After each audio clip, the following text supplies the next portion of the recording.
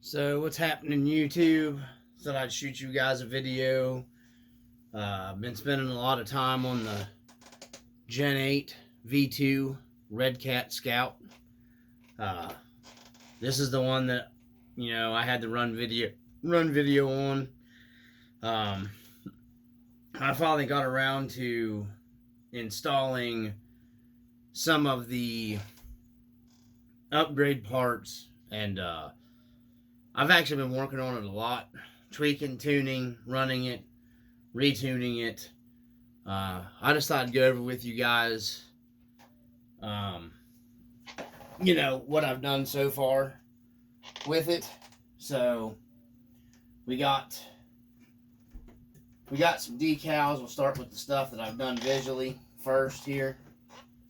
If you guys are interested in any of this stuff, you can, I'm not going to post links, but you can go online and find them. First off, the Decal Kit. This comes from eBay. The seller sells them on there. He's got different decal sets. I like this one. These are kind of a pain in the butt to put on. You have to, they're a little longer than the sides here, so you got to remove your fender flares, clean all this off and lay them out, and then you'll have a little bit left over. And I just took a X-Acto knife and trimmed the excess that was left. But it comes with your side decals, your hood. I don't know if you guys can see that there. Yeah, you can kind of make it out. It comes with the International. Okay, and then, your other side. It comes with your other decal. Like I said, I had to trim. Need to set back up there a little better. I had to trim the hood one.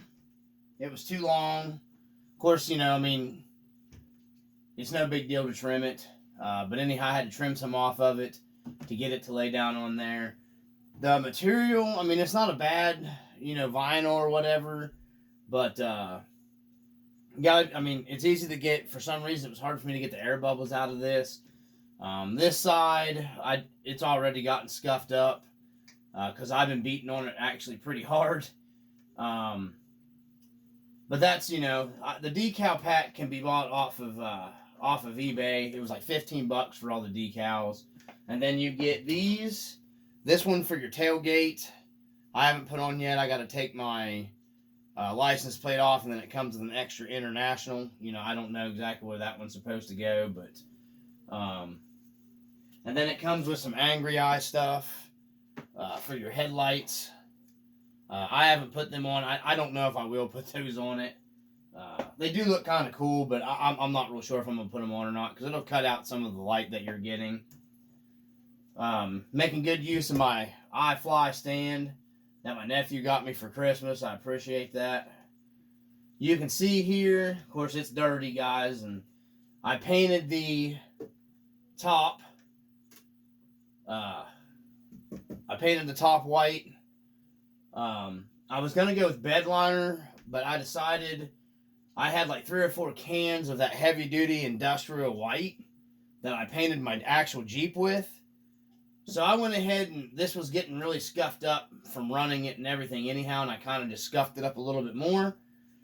Cleaned it with some denatured alcohol and a rag, and then just taped everything up, and then just laid me some paint down on it. It looked a lot better when I first got it done. It's got several runs on it now. I've been running it a lot, so, I've got it scuffed up. I got a real good scuff here where it rolled over and hit my some concrete blocks I was crawling. And I ran the paint thick, thinking that it would help out a lot better, but it is what it is. I use it, so it's gonna get scuffed and abused and trophies and all that stuff. So I did get, okay, before we get into performance, we'll go ahead and keep going. I bought these sand ladders off of Amazon. They were on sale. I got them really cheap. They were like, I think like $6 or $7. Not even that. I think they were $6 shipped. I got a notification and I got a coupon, so I got those cheap. I like the way these sand ladders look. I mean, personally, I like these better than the metal ones and stuff. Are nice and everything, and I've got a set of the metal ones. I like the way these look for some reason. I mean, my buddy's got a Jeep Comanche, one of my friends, and this looks just like the sandboards that he has on the side of his safari rack that he carries off road on his with his Comanche on his 1-to-1. So. They are scale. If you read on some of the reviews on Amazon, those people don't know what they're talking about. These do look like that. I mean, I off-road and everything, so I see this stuff and what this stuff looks like all the time. So these are very nice for what the price of them are. And I just kind of had, like, I think this is maybe a 1mm metric Allen cap head screw, and I just took on the bottom, run it through my roof rack, and then, a nut, and bolted it, and then zip tied the two together, and that way you have both of your sand ladders right there. I got some 3D printed stuff up here up top. I got an air compressor, a propane tank, a water, like a water jug, and then this milk crate I'm not real impressed with. I'm going to probably later on switch this out for a better 3D print milk crate. And then a nice Coleman. You can't read it from there on the camera, but it's dirty from being rolled over. It's pretty nice. You can actually make out Coleman in it in the cooler, and your top comes off. So, it's pretty cool for what I paid for all this. Accessory kit was like, I think maybe $10 for everything. Shipped. So this is the roof rack I got off of Amazon. I told you guys the name of it in a previous video where I was going over the stuff. I got, I think, All Star or something like that was the name of it. And then I have an assembly of this rack, putting the lights and everything together. It's real nice, guys. It's heavy. I'd highly recommend that you do not get this. I mean, it's a very nice rack. It's steel. It's well made. If you bolt it flat down to your to your body, your top, bolt it flat down. Don't use the I can't even find them now. The mounts here. Don't use those. Your rack will be like way up here. It's too goofy. Way too top heavy. So I just bolted it flat down. I like the way it looked, bolted flat down. That's how most luggage racks looks on SUVs when you bolt them down. They'll maybe have a little space, but nothing like the mounts that come with it. It's bolted flat down through the top. Good and sturdy. Put washers under it so it won't pull through your Lexan when you roll it over, because like I said, it adds a lot of top weight. With that being said, I don't recommend you guys just throwing this on a bone stock rig. If you got some experience messing with suspension, it's not as bad, or you got a lot of brass weight down low, like I'm running, and I want to get into the visual stuff before I get into that, but I'll explain the rest of that later. I got this high lift jack. This is just one of the cheap high lift jacks. I got it off of eBay on sale. I think it was like $7. $7. I went ahead and bought it. It's mounted up here. It's got zip tie and a zip tie. It's got the little chain. It's pretty cool. I'm probably gonna get the RC 4-wheel drive one later on, and then I may mount it up. I don't know. This one I'm happy with. It looks like a high lift jack, so that's what you want. I got my little bedroll zip tied in there. I'm going to make sure we're still recording, because sometimes I've been having some trouble with we're still recording. Just still got the same bumpers and the winch on here. I think that's pretty much it. I have something I do got coming. I bought the Club 5, door handles, gas cap, and then I'm going to go over something else here. This is a visual item too. And I got for your latch, for your rear hatch, I've got that coming. That goes here. It's on the way in. I have to paint them. I have to paint them black because they come in white. So I'll be painting those either black or silver. Probably black. And then I'll be doing away with my decals here. So I'll actually have door handles. I have the wipers coming. The wipers, I'm gonna get the metal wiper kit. The one that my buddy, his YouTube channel is Jose Canseca, I think is his. He got me on those. Definitely not ordering the Club 5 ones. They just didn't look. I mean, they're nice and everything, but I like the metal ones better. So I'll be getting those. Those are going to be going on here. So I'll have the wipers. And then eventually, as soon as I can figure out what interior I want, I am going to be putting an interior in this. I was planning on having my nephew 3D print me an interior, but I'm not real sure yet. And I'm not sure about the files for the Scout body where I can, I don't know if that's something on Red Cat's website. I don't really know. I have to look that up. So, but it's going to get some kind of interior and then probably a driver and a passenger put in it just because I'm scaling this thing out so much. On to another thing, my same buddy, the Jose Canseca, he found these, he turned me on to these antennas here. Really nice antennas. This is kind of mimics what, back in the 70s, what you would see 70s, even, 80s, clear up into the 90s. Some guys even around here where I'm at still run them. I'm not a huge fan. I mean, it looks awesome on here. I'm not a huge fan. This is like the old school, what they call whip antennas, okay? That's kind of what this is. Like back in the old days, a lot of your, they would have those big, huge whip antennas and the vehicles driving down the road and, if you're at speed, they'd be like, wow, whipping in the wind.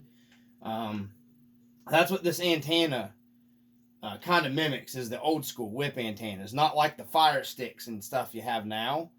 Like the fire stick is more like the antenna I'm running on my TRX4, and I run the fire sticks on my, on my actual Jeeps, my Wranglers. That's what I have. I like a fire stick. Fire sticks don't flop around as much. They're kind of stiffer.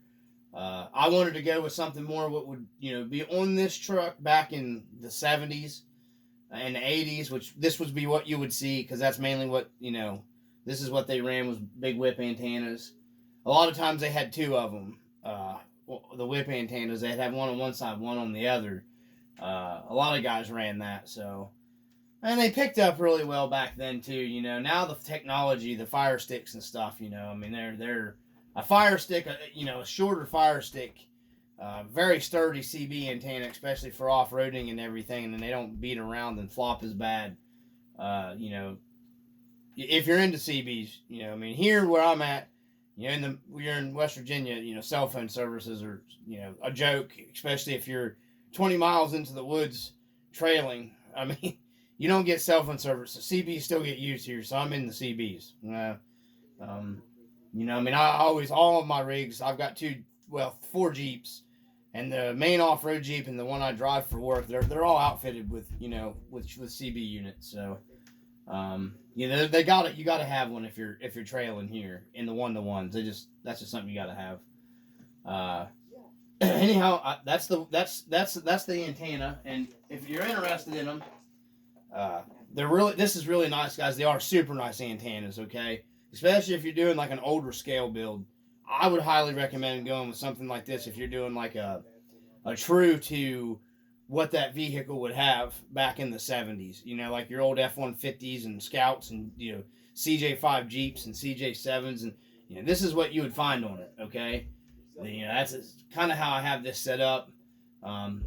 That's why, I mean, the only thing that you wouldn't necessarily see is, the hella lights. You wouldn't necessarily say hi. This isn't necessarily something you would see. The hella lights, you would see, KC daylighters with the smiley faces on them. I actually thought about seeing if I could get the KC daylighter covers that would snap onto these. I thought about seeing or just buying a whole light bar just for the KC daylighters, but I really like the white and the black. It matches the rest of the Scout build. So, anyhow, that whip antenna that we got back here, okay, Twisted Tree RC. There's the sticker. You can find them online. They're $12, man. I think it was like 12. I'm gonna get me probably a couple more of them because I've got the other new Scout in the box over there, and I'm probably going to be. I was planning on doing a hard body build, but I think I'm gonna take and get me an orange Scout body, and I'm gonna build me a orange International Scout like a 78. I had a 78 half cab. So I think I'm going to try my hands at doing the Scout that I had in a half cab, doing a bed in it and a roll bar and stuff. I know it's Lexan, it's not a hard body. It don't really matter to me because I think, these things look killer. I just kind of want to build a scale replica of the 1-to-1 I used to actually own. And it was a sweet truck, man. But it was what they called a half cab, so didn't have a full top. It had like a truck bed. 78 Scout 2. I owned it, had a 345, I think is what was in that truck.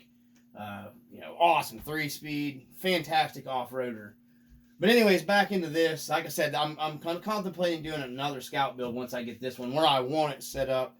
I'm still working on, that's what I was going to go over with you guys if you're going to run this roof rack. They're very heavy. The body roll, let me take this off the stand. Okay, the body roll on the Scout is terrible anyways. You can just set this, and the weight of this will sink the Scout down. Okay, because the suspension, here's the stock springs off of the Scout. Okay, they're real, linear. They're not real, they're floppy. Which is perfect out of the box. I think these things are tanks. They go fantastic.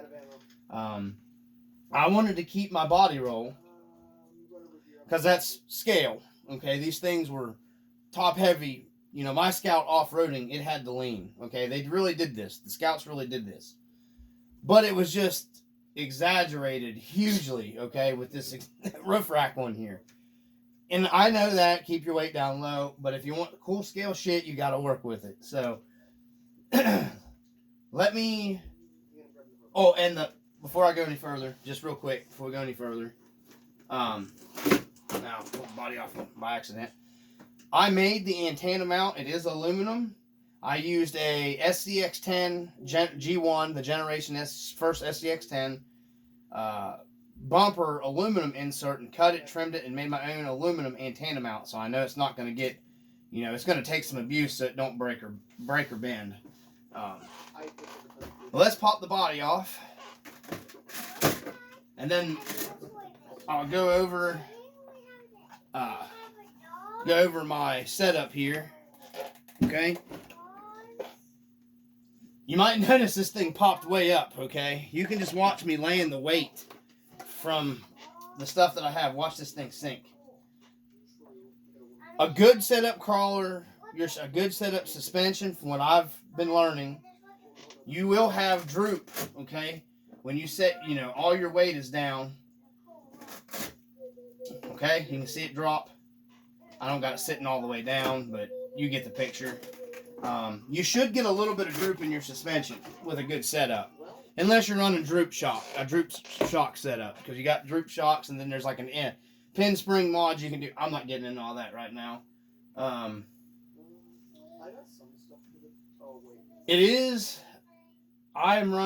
had to stiffen up the springs. I went with a progressive rate spring. I'm still getting the 1-to-1. You can see it doesn't, without the body on there, this thing's a lot more stable. And that's just because in West Virginia, guys, everything's on a freaking hill, okay? That's just how everything is. So side hill is important to me on my trailing. More important than what it might be for a lot of people. So, I got all that top heavy weight and this thing's leaning. That doesn't work very well for me. So I had to do something with the suspension. Normally, I like to run a lighter oil like I'm running in my TRX4 on the shocks, like a 10 weight, because you get more true 1-to-1 type body action, body roll, articulation, but it was just too much on this. I don't even know what the weight shock oil from the factory is in the Gen 8, but I'm going to be experimenting with the shock oils. The spring rates, these are, I think, Gen 7. I can't remember. I know they're Red Cat shock springs, and they fit the Gen 8 shocks perfect. But they are a little more stiffer. Like I said, they are a progressive. And another reason why I went with this is because I was able to take my preload all the way off. And how I have this set up here, okay? I have the rear shocks. Huh? Yeah, I'm going to be done in a little bit. Okay, sweet. I actually had to lower the back and leave the front where it was at to get me to set basically level, okay? It actually, now it kind of maybe almost squats in the back a little bit more. So I probably could add a little preload to this, but I'm pretty happy with the way it's performing right now. And I've been really, really, really exploring a lot of options with like shock oil and stuff. I'm just going to try, I'm going to start with 40 weight and put 40 weight shock oil all the way around. And I'm going to go from there. If that don't help, then I'm going to go back to the stock shock oil, and I'm going to get a Red Cat Wendigo sway bar for the back of it, and see if that takes a little more of the body roll out. I mean, I've got a lot of the torque twist out with the springs. Still got a little too much for me. So, and then I've got to add a little more weight down low. I've got the heavy counterweight on all four corners. So I have to probably get a little more weight to the front. I'm not real sure. I mean, because I crawl real steep stuff. Almost a 50 to 55% incline all the time. That's just what I like to do with it. This is set up for me, what works for me. I have to have something that's set up that has a pretty good weight bias towards the front for how and where the terrain I crawl on. Nothing here in West Virginia is flat. Everything's on a mountain or a hill, so you really have to keep that in mind when you're setting up your crawler. So, what works for me might not work for the next person's, but let me turn my stand around the other way. This fits a lot better like that. So, another thing that I've upgraded to, I went over with you guys, thanks my buddy Jose Canseca, the ProTech aluminum low profile steering horn. I got that on here. I'm going to have to take this servo out now that I've added the weight. That 25 kilogram servo just ain't cutting it. I've got a 35 I just haven't put in it yet. And then I bought the SSD heavy duty front and rear link mounts in aluminum. They're on here. I've got those on. Now that low profile ProTech servo horn takes out almost all the bump steer. I mean, there's very, very, very, very little all the way up in that top travel there, guys. I don't know if you can make it out or not, but it's pretty significant in a stock Gen 8. So that did help. The bump steer, in my opinion, really ain't that big of a deal in a crawler because you're not going that fast. It's not as big of a deal as what it would make it in your, in an actual like high speed raid. So, but anyways, it did take out most of that bump steer, so that was nice. Because it lines up your top link here with your panhard a lot better. So, thank you, man. I do appreciate that, and that was awesome. And he's also the one, like I said, that gave me the link for the for these antennas. So, if you guys want one of them antennas, Twisted Tree RC, man, that's go there and check them out. You have to make your mount. It don't come with a mount. I made my mount, but you'll get for $12. You can't beat that if you want a cool CB antenna, especially if you're doing a scale like a retro type build like I've done with this one. The J Concept landmines they're growing on me. I bought BF Goodrich BFG crawlers with Proline G8s, G8 compound Proline tires. I've got them going to be coming. Try them out because they're a little stiffer. These with the extra weight, they really, really, really, really flatten themselves down, which is good and it's bad. It just depends on what you're doing. I could see where these things would be fantastic on rock, because they do good on rock. I've had them on rock, and they do great. You know, I'm still running the stock Red Cat motor. I'm still running the stock Red Cat ESC for now. Eventually, I'm going to the Holmes Hobby 12 turn, and I'm going to a 1080 ESC. And right now, the stock stuff's working out. Switching over to my FlySky IT4. It made this ESC like 20 times smoother with better throttle control.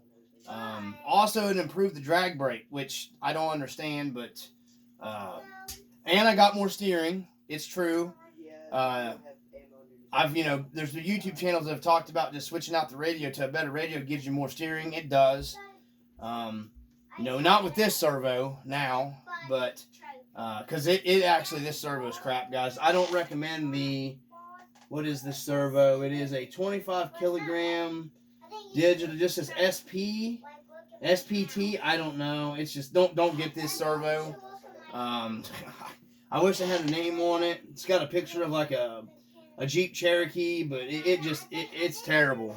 The stock Red Cat servo was a 25 kilogram and it had like twice the speed and power this thing had. So I'm going to be switching out. So anyways, and I got, like I said, we got the links in the back, the SD links in the back. I just went to those, because I ordered the front. I wanted to get rid of the plastic link here. I plan on upgrading to the Red Cat's aluminum pieces here for their front shock tower. I'll probably relieve the back the way it is, probably keep it plastic. This is going to go to aluminum, add a little more weight up front too.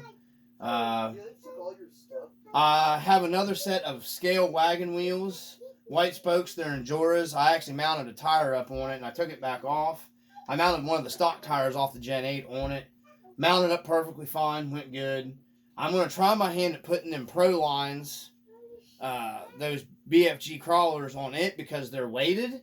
And I'm hoping that I can I ordered Club 5 heavy 3 mil plus 3 mil spacer hex hubs or hex adapters to get the other Endura wheels out close to where these are at because I don't want to lose my space, my back spacing. I want to keep them the same. So I think that should put me pretty close to where I'm at with the Endura wheels. But like I said, they're just a lot heavier weight, more down low. So, but that's where we're at with the Gen8. I've got to explore some, different shock oil heights and everything. Weights and everything.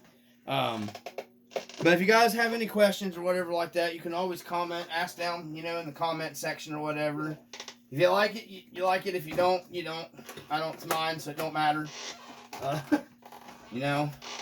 This is what a, international scout would look like back then, guys. You know what I mean? This is what one would almost, if you seen one of these on like an overland, this is what you would see back in the 70s and 80s, okay? This is what it would look like. Or it would have, like I said before, aluminum slot type wheels. So, I'm really excited to get some crawl video for you guys, some nice footage. This antenna is sweet. Thanks, bro, for hooking me up with that website. I'm gonna be ordering, like I said, another one. Man, this thing is just sweet. I haven't put the Red Cat light kit in here yet. I'm still running the cheap light kit that I have in here from eBay. So, what's this? Come here. The little dungeon master wanted to come up and tell everybody, say Happy New Year. Happy New Year. All right. I'll be done in a minute. Okay. And then, but anyways, guys, I just wanted to share with you. I like it. I think it come out pretty sweet. I'm really enjoying it. Can't wait to get it out on the trails and get this antenna whipping and everything, and some video for you guys made. The weather's terrible here. We got flooding right now. You can see the mud on this thing now. I've been using it. I use my stuff, so I cleaned the RC.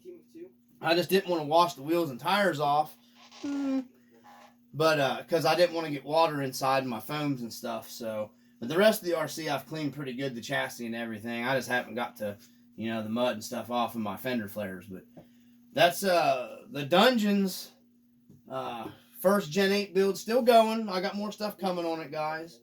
I just thought I'd share where we've been so far. We're going to be adding a little more weight to it. Unsprung weight down low, changing some the shock oil.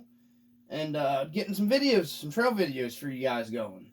My body is starting to get a little beat and scratched up, so it's really starting to look like a real scout. So, anyhow, I just thought I'd share with you guys from the RC Dungeon. Say, peace. Peace. And see ya.